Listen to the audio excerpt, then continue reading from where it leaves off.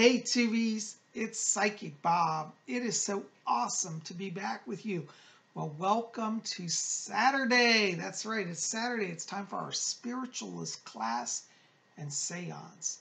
And, I've been getting a lot of letters from you guys saying how much you're enjoying our Saturday Spiritualist Class and Seance. And a number of you have written and said, Psychic Bob, are you going to teach any more from the Spiritualist Manual? We've been wanting to learn from that book.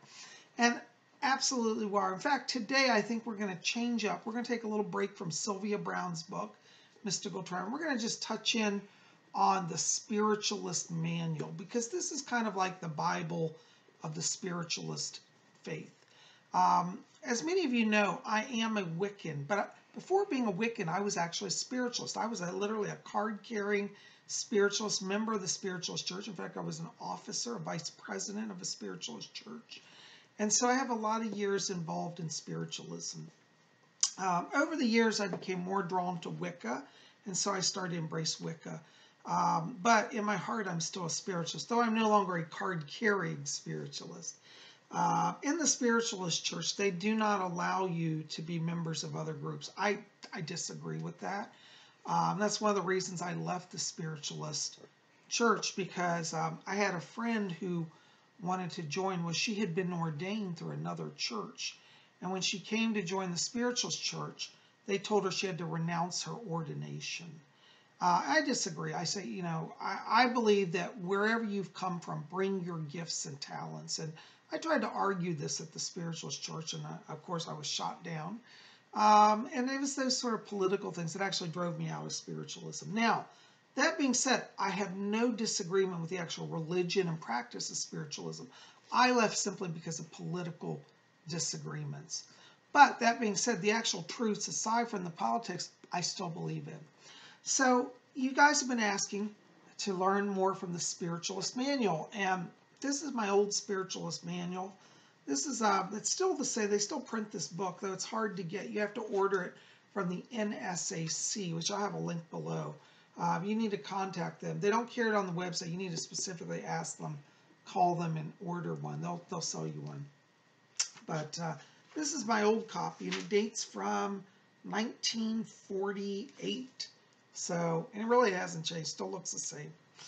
But today I just want to do a little lesson here, and we're going to talk about substance and formation in the spirit world.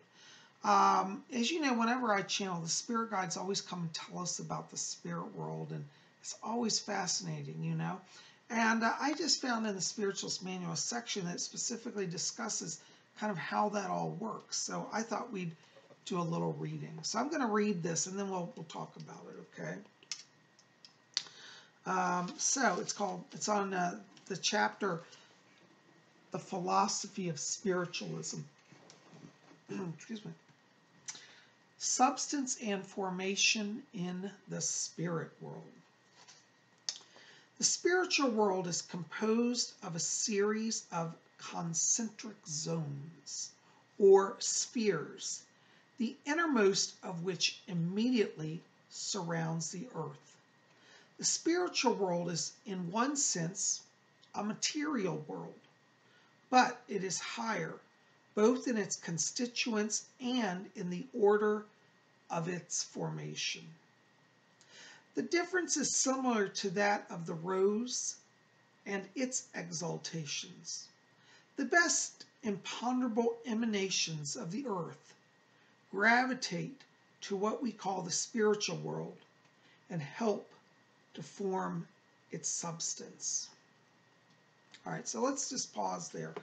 I drew a little chart here to kind of give you an idea of what they're talking about. Now, I'm not the greatest artist. I need to get me a big whiteboard to start demonstrating this, but for right now, we'll use this. So here is our Earth, okay? Here's our planet, the sphere. The spirit world actually surrounds us. It's emanations. It's in a dimension that surrounds. Think of clouds surrounding the Earth. Well, that's kind of what the spirit world is. It's like the emanations of the clouds that surround the planet. But you don't see these clouds because they're of etheric substance.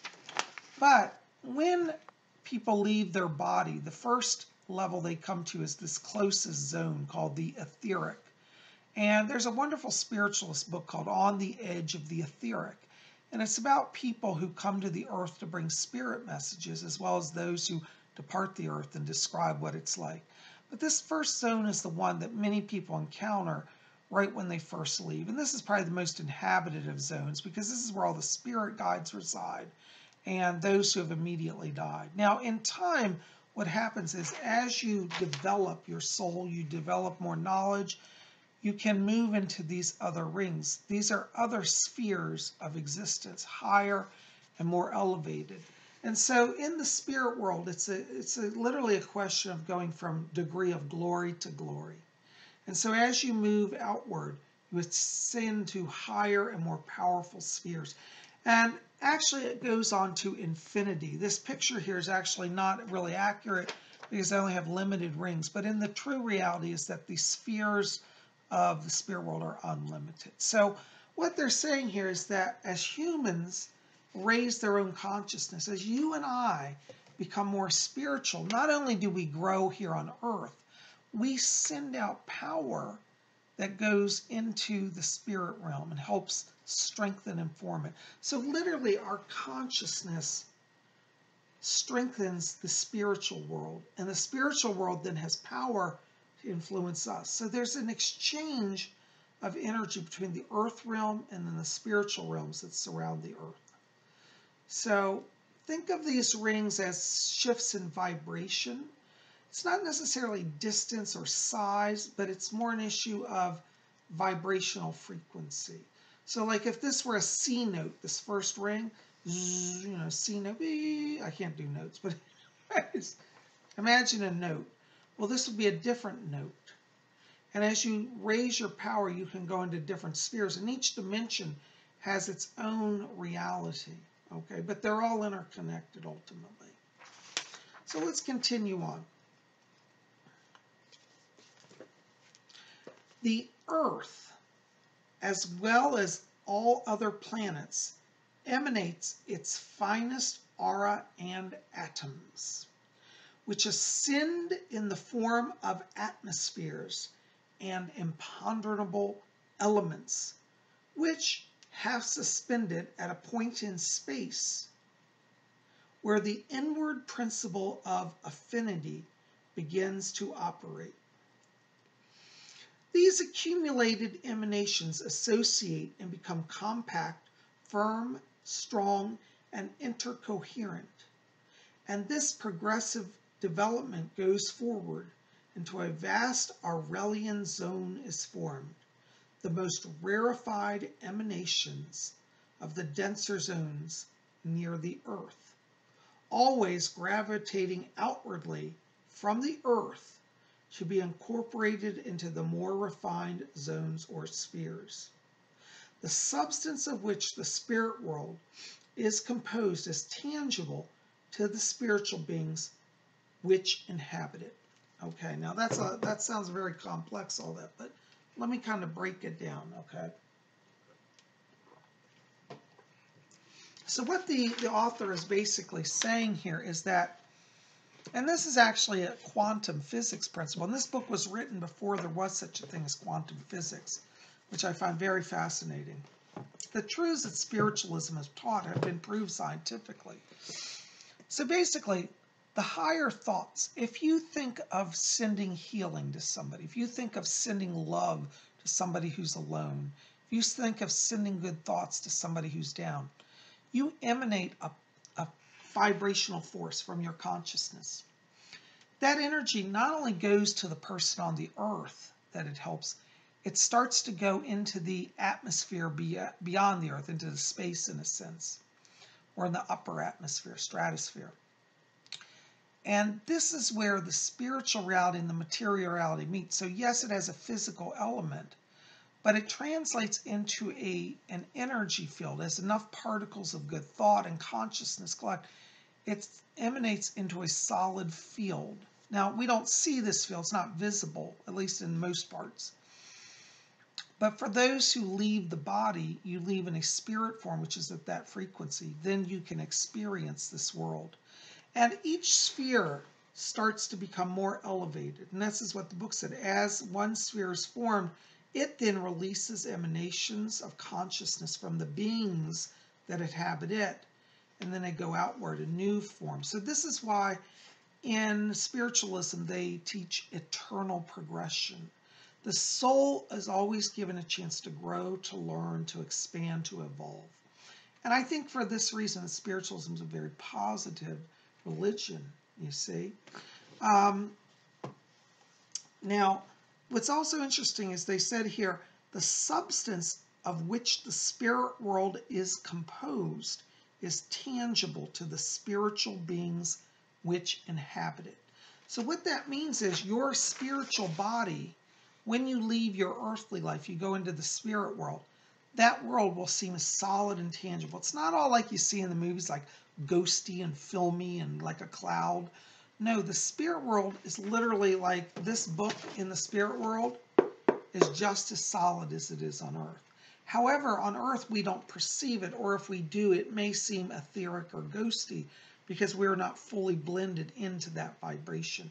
And this accounts for why when people see ghosts, a lot of times they look kind of filmy or see-through. And that's because we're at a point where the higher sphere and the lower sphere are starting to merge, though not fully blended, and that's what creates a ghosty-like effect. But if you were to fully move into the spirit world, that ghost that looks filmy and see-through would become very tangible and solid. And our world, from the spirit world, looks very ephemeral and not very solid. And so this is why, like, for example, when Plato was a Greek philosopher, taught about his philosophy of the cave, he talked about how reality and appearance of reality are oftentimes indifferent. So people may be in a cave and see their shadow on the wall and think it's the real world, but it's actually ephemeral. Until they go out of the cave into the real world. They don't know who they truly are. And this is how it is with our spirit bodies. We are down here on this earth thinking this is all there is, when really there are other realities that are just as real, and in fact, maybe even more real than the earth, because the earth realm has decay. It's temporary. It doesn't have permanence. These other realms do not decay or have impermanence. And so from their perspective, from the spirit world's perspective, the earth is really just a shadow. So anyways, I'll leave it with that today. That's a lot to think about. But anyways, I wanted to share that with you because a lot of you have been asking for some more teachings from the Spiritualist Manual. I hope that's helped. Well, guys, we're going to now do our seance.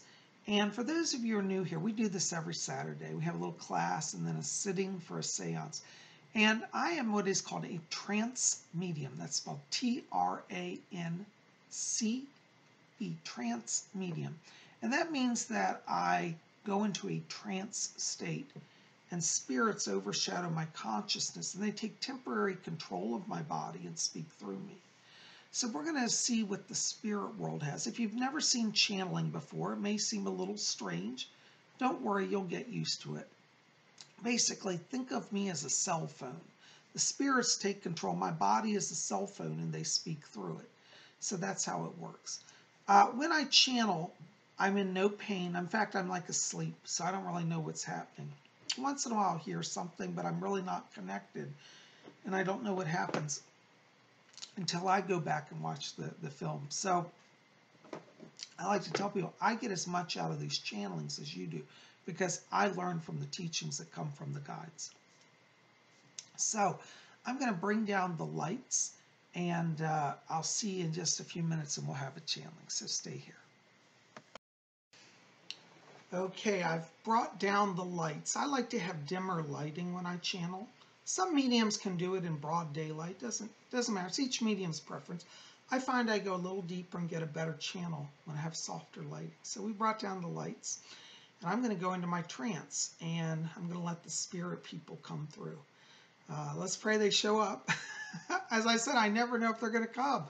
I have done seances where nobody comes through, and that's just how it is. But we'll see. Hopefully they'll come through. All right, guys. Well, I will see you when I get back.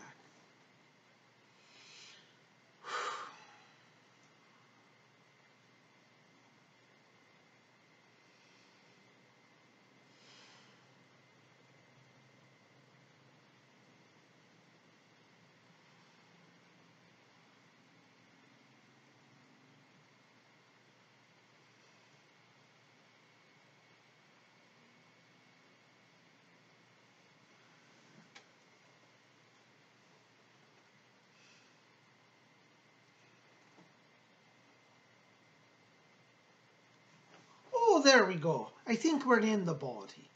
Well, good afternoon to all of you. This is Fletcher. It's so great to be back with all of you. Well, we got a good energy going through our medium here. And we got a few people be wanting to speak to you. I'm going to be serving as his guide doorkeeper so that we don't let any rascals come through. And I stand guard and I help people to come through the vibration and speak. Well, I'll be stepping out and bringing through our first person. This is Fletcher, over and out.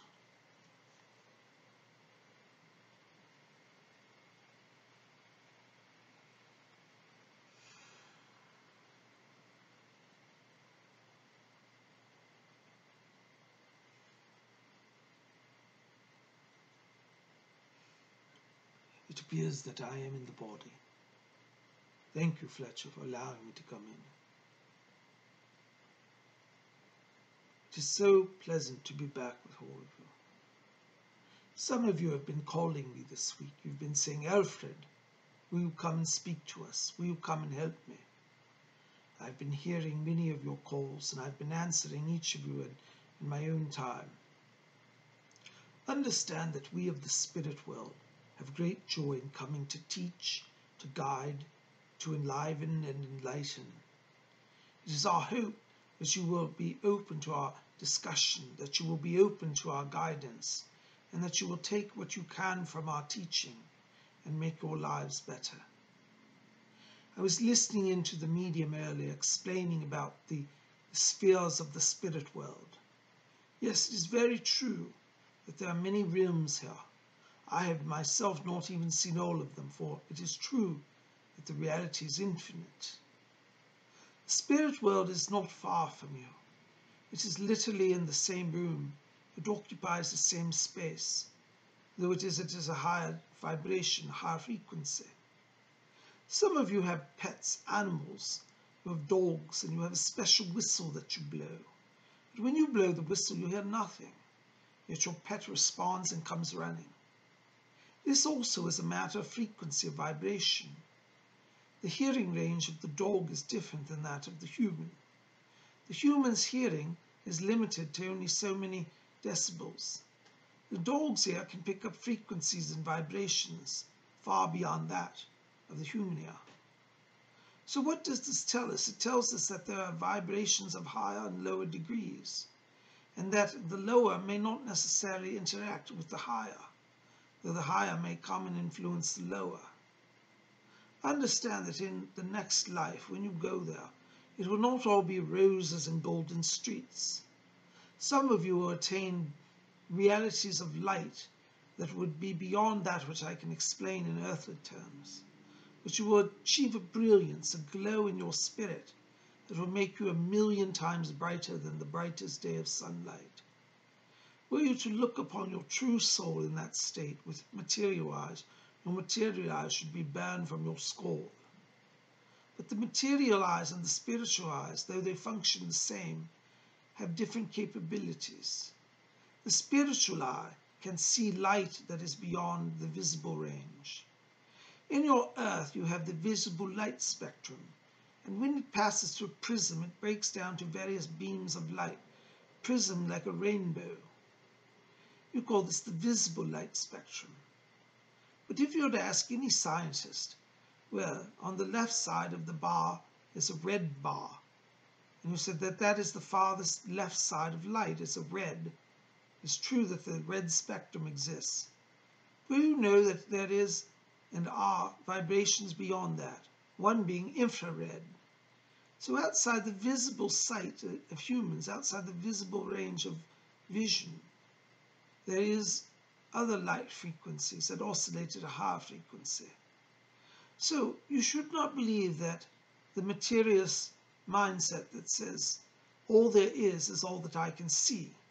If that were true, no one would have discovered microwaves or ultraviolet rays, each ends of the spectrum. On the other end of the spectrum, the ultraviolet exists beyond the purple light. The violet light, the purple light, fades into nothingness, or so it appears. Yet there exist rays that are present, though the visible eye sees them not. This is how the spirit world is. Your earthly world is like the visible light spectrum. You can see all the different colors and frequencies, And it would be very easy to say, well, this material world is all that there is. That is all that I see. But even then, in the material world, there are things you cannot see.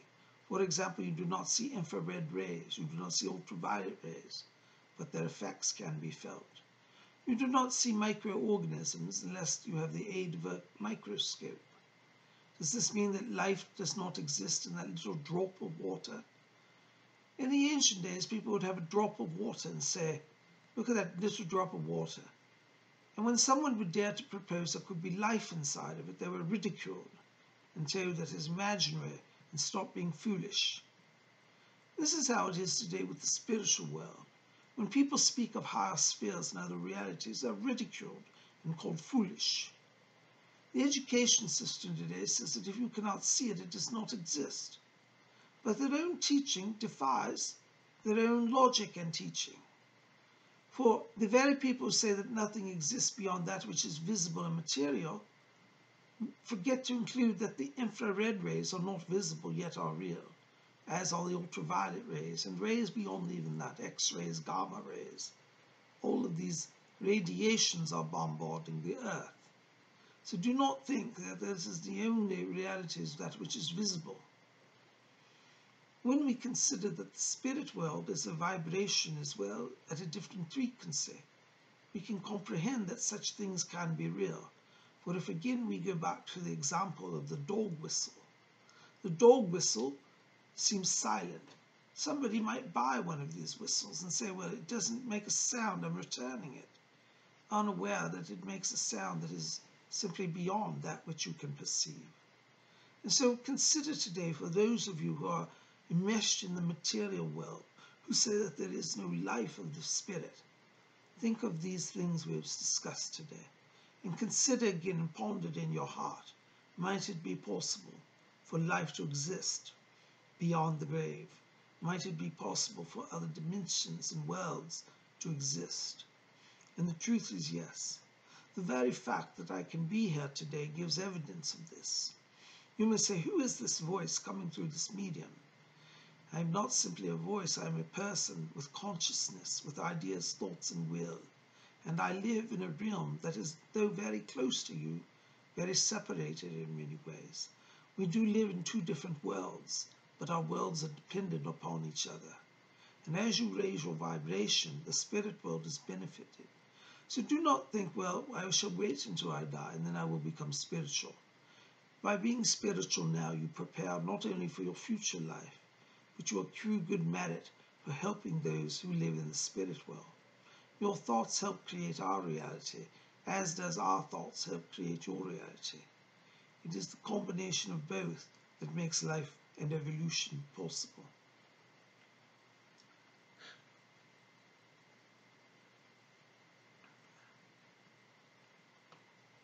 Fletcher is asking me to step from the body. There are others who wish to speak.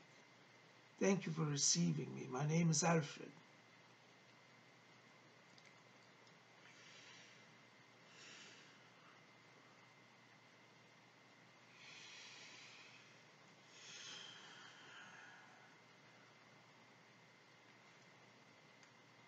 Greetings, my dears. This is Rose. Oh, it's such a pleasure to be back with all of you. I was listening to Alfred, and I must say, he's rather educated.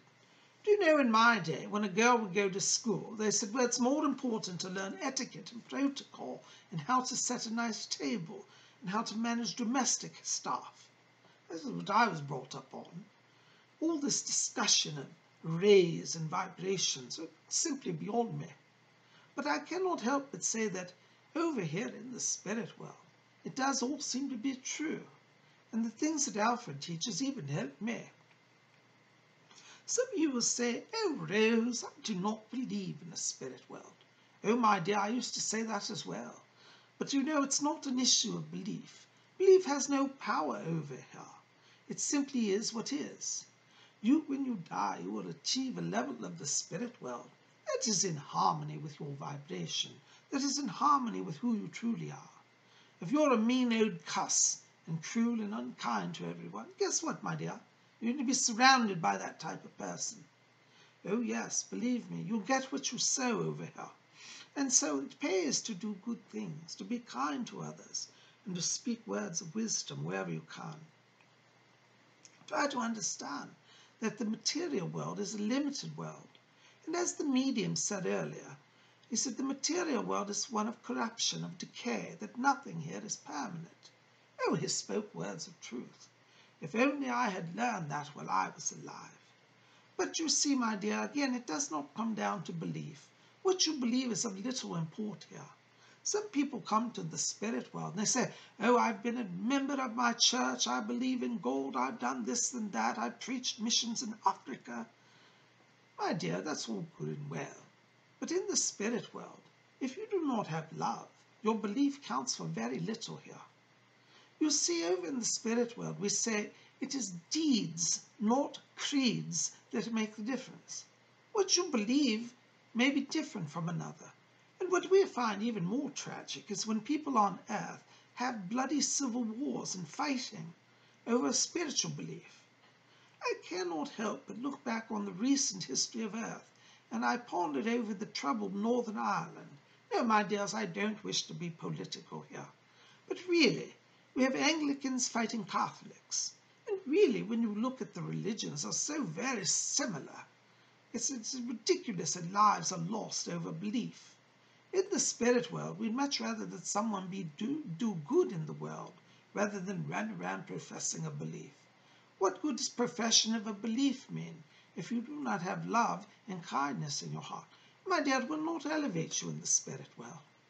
Many souls come over here and they're greatly shocked because they say, but I was an elder in my church, I was a pastor, I was a deacon, and they only find themselves in the most humble of circumstances. Some of them, I suppose, expect to arrive to streets of gold and angels praising them. And yet some of these who think themselves so great arrive over here practically like paupers. Instead of golden robes, they are clothed in a simple white, unornamented robe, while others around them, who they thought were sinners, are walking in the most glorious robes of gold and silver with luminescence. Yes, my dear, in the spirit world all is not equal. It is a myth upon the earth that everyone should be equal. But over here, your merit, your deeds, not your creeds, get you growth. And so as you live and reap, so you shall sow. And so this is why we of the spirit world especially want to be present to help each of you. Call upon us and we will help you each day to move closer to the light. Fletcher says the medium's power is starting to wane, so I don't wish to tax his bounty, but I do thank you for receiving me. Alfred and I are so pleased when we have the opportunity to visit with you. But I hope that you will think of these things, and if you wish, you may call upon me. Reach out to Rose, where you help me, and I shall be pleased to help you. I will help you to connect to not only your higher self and your purpose, but I will connect you to your other guides as well. Oh dear, the power's starting to go. I can feel myself fading with it. I must go back to the spirit world now, but I thank each of you for allowing me to come and visit today, and I look forward to speaking to you again. Bye.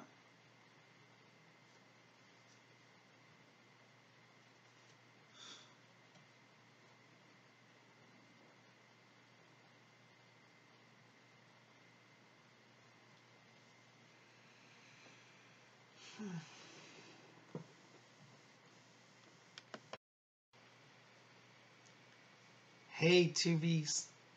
Well, I'm back. I tell you, I love to channel. Whenever I channel, I just feel the spirit world's power around me and moving through me. It's so powerful, such a blessing. Well, guys, I've really enjoyed having a chance to sit with you today. And, you know, if you want to do some work on your spiritual life, you might want to pop over to my website and check out my book, Messages from Rose. I have a bookstore. If you go to psychicbob.com, up at the top, there'll be a tab that says books. You click on that and you can see my books. I have a store there. You can pick up this book, Messages from Rose. It's about my work as a medium. While you're there, you'll see I have a number of other published works. Psychic Bob's Book of Wiccan Wisdom is about my work as a Wiccan. Ouija Mysteries, the Spirit Board Seance is another biographical book about my life as a psychic and medium. Psychic Bob's Book of Spells, and there are a few others over there, but these ones I had on my desk. But anyways, I hope that this has been helpful for you today. And listen, if you want to, get on my schedule for a private reading, I still have a few openings for this upcoming week. Give me a call, 703-825-3929. We'll get you on, okay? And I look forward to being in touch with each of you. And, you can also write to me at my email, readings@robert-hickman.com. I'll have that link in the info box below. So definitely look me up, visit my website, www.psychicbob.com. Call me, get on my schedule for reading, pick up a book, and make your spiritual life awesome. Well, guys, thanks for being here. I love you. We'll be back here tomorrow. Tomorrow's Sunday. And tomorrow night, we're going to have the Witching Hour, 8 p.m. Eastern U.S. time. Be here, live broadcast with Super Chat. 8 Eastern, 7 Central, 6 Mountain, 5 Pacific, 1 a.m. London time, 2 a.m. Paris time. So I hope to see you guys here tomorrow. Until then, may you all always blessed be.